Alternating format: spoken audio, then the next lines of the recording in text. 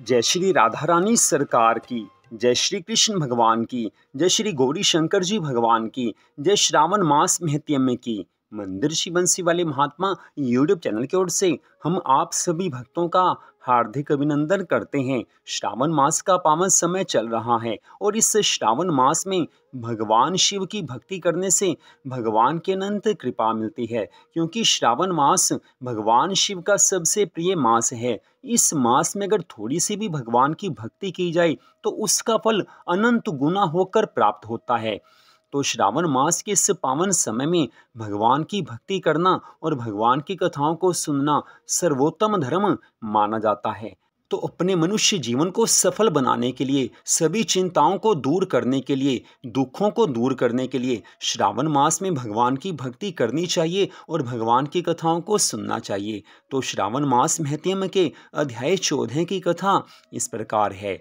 भगवान शिव शंकर जी महाराज सनत कुमार जी से कहने लगे हैं कि हे महामुने, श्रावण मास के शुक्ल पक्ष की पंचमी तिथि में जो करना चाहिए उसे मैं कहूँगा, उसे आप सुने। व्रत करने वाला एक बार चतुर्थी को भोजन कर पंचमी तिथि में नक्त व्रत कर सोने या चांदी का नाग निर्माण करे। काठ या मिट्टी के 5 फनों युक्त नागदेव की प्रतिमा बनाकर पंचमी के दिन भक्ति द्वारा अर्चन करें। दरवाजे के दोनों ओर गोबर से फन वाला सर्प बनाकर सविधि दधी तथा दूब से पूजा करे। करवीर, मालती, चमेली तथा चंपा के फूलों द्वारा रमणीय गंध, अक्षत, धूप और दीपक से पूजा करे।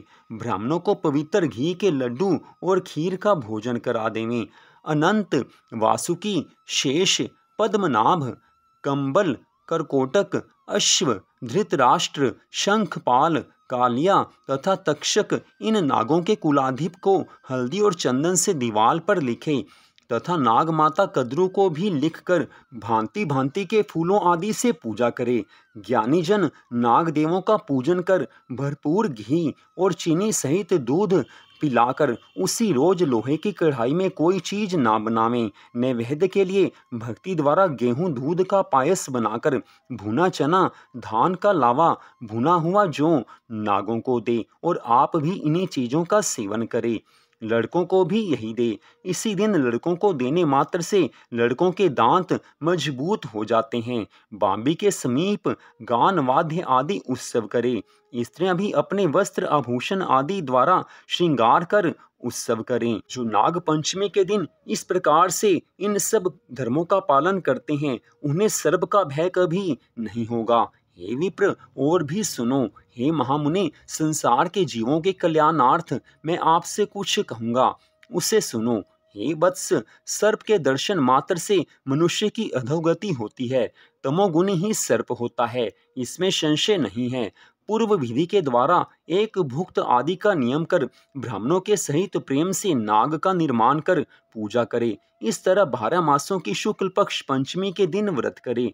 वर्ष की समाप्ति पर शुक्ल पक्ष पंचमी के दिन फिर पूजा आदि करें। नागों को भोजन के उद्देश्य से ब्राह्मणों तथा सन्यासियों को भोजन करा दें। जो प्राणी धन की कंजूसी त्याग कर नाग पंचमी का व्रत तथा अर्चन करता है, उस प्राणी के हितार्थ सब नागों के स्वामी शेष जी और वासुकी नाग भगवान हरि से सदाशिव से हाथ जोड़े प्रार्थना करते हैं।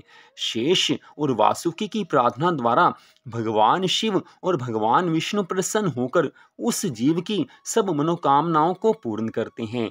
वह जीव नागलोक में अनेक तरह के भोगों को भोग कर उसके पश्चात वैकुंठ लोक में शोभायमान होता है या कैलाश में जाकर भगवान शिव के पास उनकी सेवा में उसको स्थान मिल जाता है, या वह भगवान विष्णु का पार्षद होकर परमानंद का भागी हो जाता है। हे वत्स, आपसे मैंने नागों का यह नाग पंचमी व्रत कहा। अब और क्या श्रवण करने की आप अभिलाषा करते हैं, उसे आप कहिए, मैं आपको अवश्य सुनाऊंगा। तो यहीं पर श्रावण मास महत्यम के 14वें अध्याय की कथा का विश्राम होता है। भगवान शिव शंकर जी महाराज ने नाग पंचमी व्रत की विधि को इस कथा में बताया है। तो इस कथा को आपने सुना, आप सबका हार्दिक धन्यवाद।